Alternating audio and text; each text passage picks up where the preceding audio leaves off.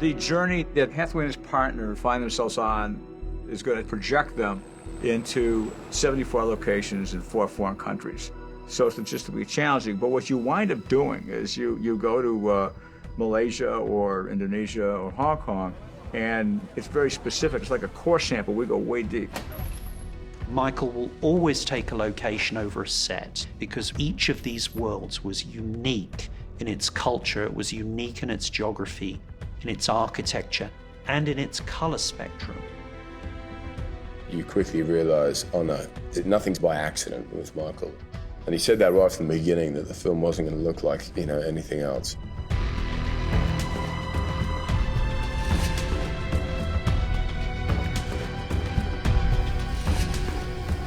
We had some particular locations that were fascinating.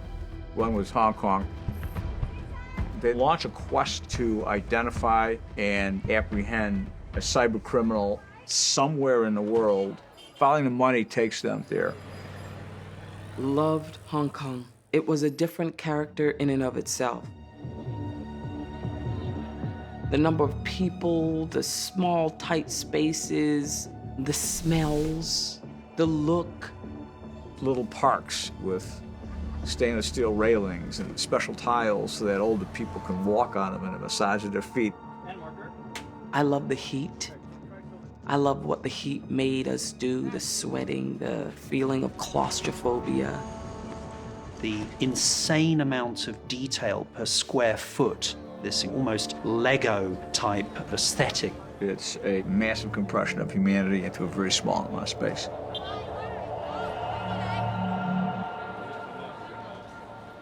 Hong Kong was such an impressive city. I'd never been there before, and I went, wow, there's so much to see here.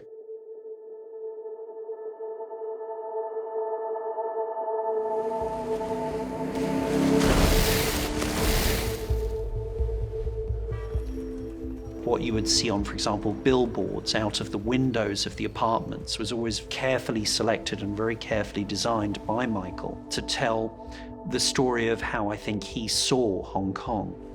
You're in the room and you're shooting this thing, and you realize all the stuff that's going on in the background through the window, the neon lights and the sounds and the movements of the city around that area. It has that same sort of like, oh, there's something different about this. I haven't seen it before. The challenge was always, okay, show me what you're going to show me, and I'm going to discard it because this is probably what you show everybody else. Let's see what's really out there. Let's see what other directors haven't seen. He was able to find, those places that nobody would ever think about. It's like in Heat, we all saw a side and a color to LA that we'd never seen before. And I certainly didn't suspect it even existed. And there he was finding those places in Hong Kong. By scouting on the water, we saw this thing. It looked like a display of Brancusi sculpture. So what is that? And I said it was the outflow of a storm drain. Okay, ready, and action. Said all sorts of smells, which none of us recognized, and none of them were good. And it was incredible, right? And you'd look up the steps, the huge steps going into blackness where all this water would come rushing down, and you could sense the power. You could sense the violence that happened in that place. And no accident, we were there.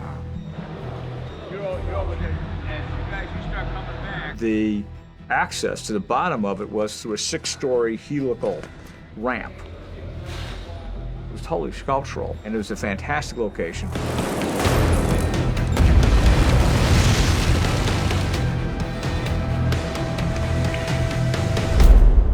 You locate this guy, you're okay. You get discovered, you're dead meat. At a critical moment in time, Hathaway has to do a huge roll of the dice. So I wanted a place that was as alien an environment that I could find to put them in. And the isolation that I imagined them being in was very dramatic.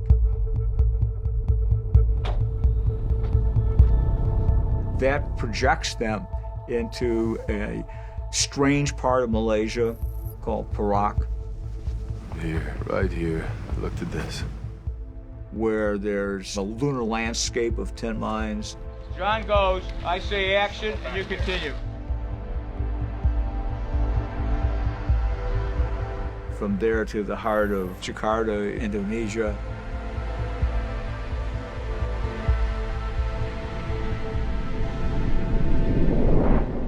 The largest Muslim country in the world. There's nothing Western about it. It's a really exciting place with crazy colors that come from different ethnic groups' traditions. The brilliant primaries of the Bugis, the boats in Kota Harbor, for example. This extraordinary bridge in Jakarta was going to become the electronics market. First time we went to the column, it's beautiful.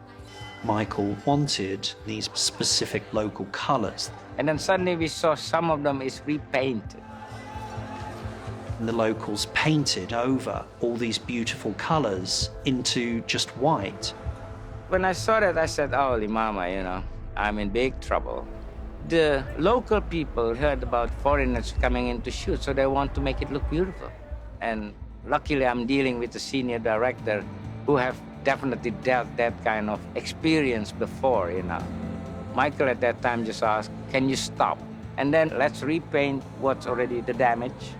And that's why it worked quite okay.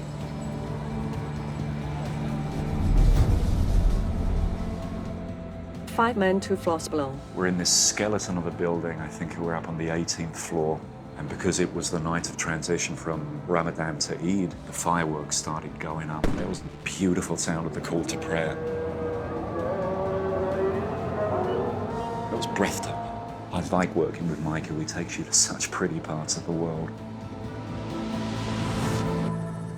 You go from this digital tech world into one of the most beautiful ceremonial traditions of Indonesia.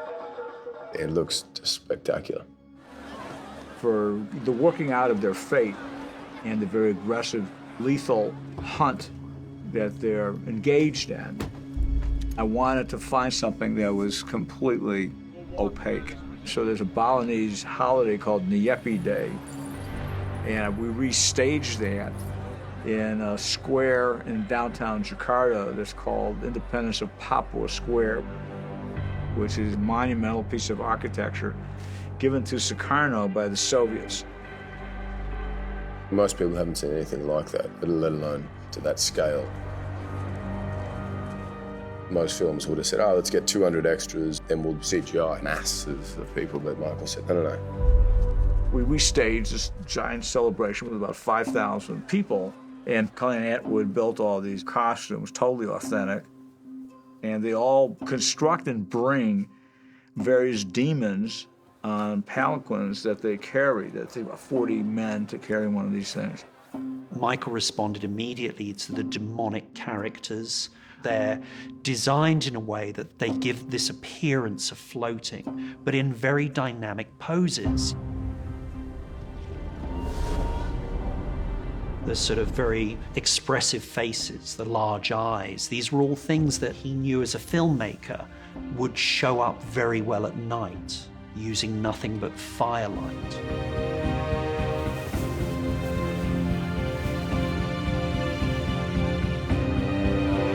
And you look at this and you have no idea what's going on. And that's the idea.